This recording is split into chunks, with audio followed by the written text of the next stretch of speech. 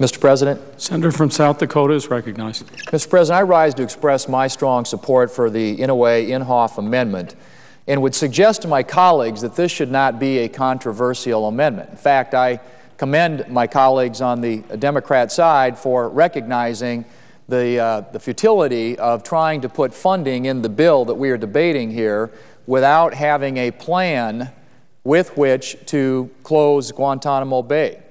And it seems to me, at least, Mr. President, a number have gotten up and argued that having Guantanamo Bay open as a detention facility for terrorists somehow makes the country less safe. I would argue the contrary. That did not exist prior to 9/11, and we were attacked anyway. The people who want to attack us don't need an excuse. They are going to attack us anyway. They're going to attack us because they hate us. They're going to attack us because they hate our way of life and the things that we stand for, and because that's what they do. They have hate in their hearts. And so, Mr. President, I believe that we need to have a place where we can detain people like that. It seems to me, at least, that the Guantanamo Bay facility fits perfectly within the definition of what makes sense. It's a state-of-the-art facility. It's a $200 million facility. No one has ever escaped from it. It is a very secure facility. It is hundreds of miles away from American communities.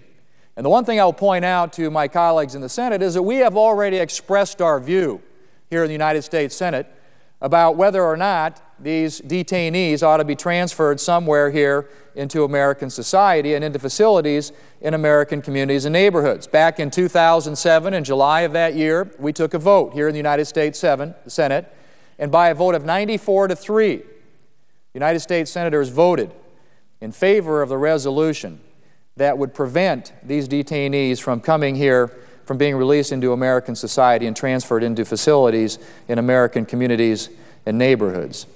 And those in favor of that resolution at the time include both the current Vice President of the United States and the current Secretary of State. Now, my hope would be that this amendment that has been offered by the Senator from Oklahoma and the Senator from Hawaii will receive that same measure of support that was accorded to the amendment that was adopted here in the Senate back in July of 2007 by a vote of 94-3. It should say, this amendment should receive that same measure of support, Mr. President. As I noted last week in a speech on the floor, President Obama told us when he issued his January 22nd executive order to close Guantanamo that he would work with Congress on any legislation that might be appropriate. But instead of consulting the Congress, the President has asked for $80 million to close Guantanamo with no justification or indication of any plan. Now, I believe that any plan to close Guantanamo that includes bringing these terrorists into the United States, Mr. President, is a mistake. We don't want the killers who are held there to be brought here into our communities.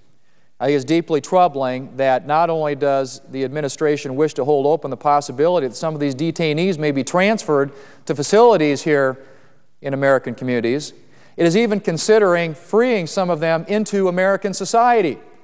These are the 17 Chinese Uyghurs whose Combat Status Review Tribunal records were deemed insufficient to support the conclusion that they are enemy combatants, but cannot be returned to China because of fear that the Chinese government will torture or kill them. Now, at a press conference on March 26th, Admiral Dennis Blair, the Director of National Intelligence, went so far as to say, and I quote, that if we are to release them, the Uyghurs, in the United States, we need some sort of assistance for them to start a new life, end quote. Now, it's hard to believe that this administration is seriously considering freeing these men inside the United States, and most outrageous of all, paying them to live freely within American communities and neighborhoods. The American people don't want these men walking the streets of America's neighborhoods. Mr. President, the American people don't want these detainees held at a military base or a federal prison in their backyard either. These aren't common criminals. These are hardened killers bent on the destruction of the United States. These are people who are resourceful. These are people who are innovative. These are people who understand the strategic vulnerabilities of the United States and how to exploit those very vulnerabilities.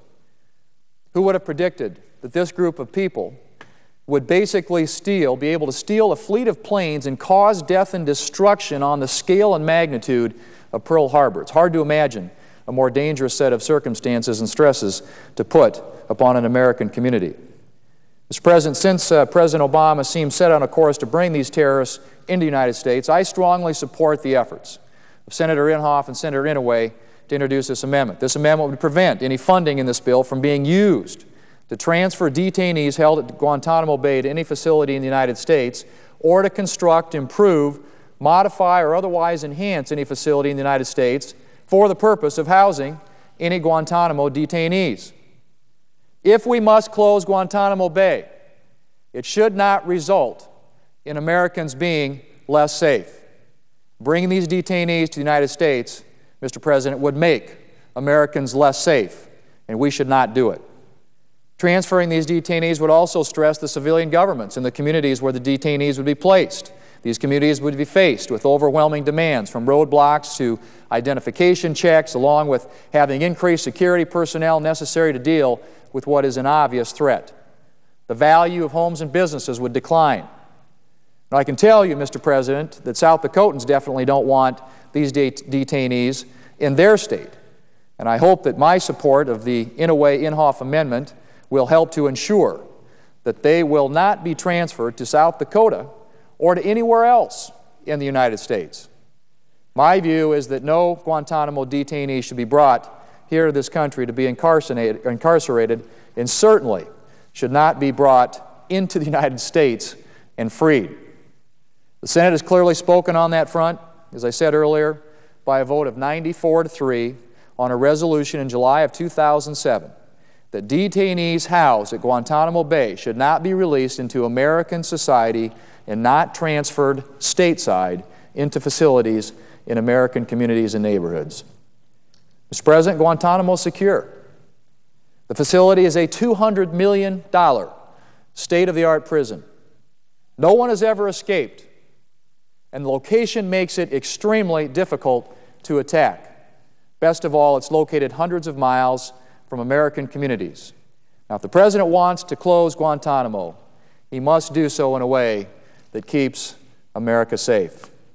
In my view, Mr. President, America is less safe if Guantanamo detainees are brought into the United States.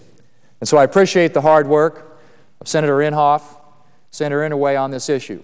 And I hope that when we have the vote today, Mr. President, that my colleagues will adopt this amendment with the same level of support that we adopted the resolution back in July of 2007 by a vote of 94-3, stating very clearly the view of the United States Senate that these detainees should not be brought into American communities, into American neighborhoods. Mr. President, I would argue that they ought to be held right where they are, in a place that is safe, that is secure, that is state-of-the-art, where they receive the very best of treatment, where no one has ever escaped, hundreds of miles away from American communities and neighborhoods. Mr. President, I hope my colleagues will support this amendment, and I yield the floor.